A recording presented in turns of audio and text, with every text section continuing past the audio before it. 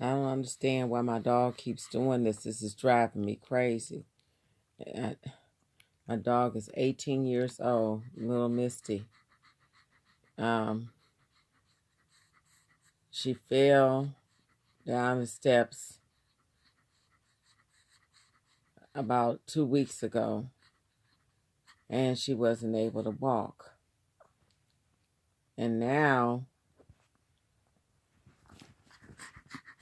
this is what she's doing to me. She's driving me crazy.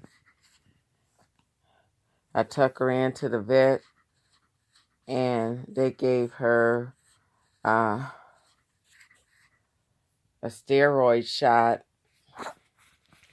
And the steroid shot, she was able to get back up and start walking around.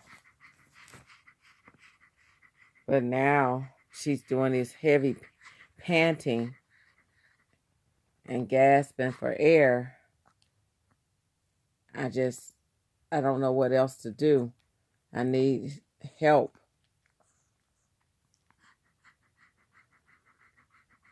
And because of her age, the vet keeps saying to me he wants to know if I'm willing to put her down.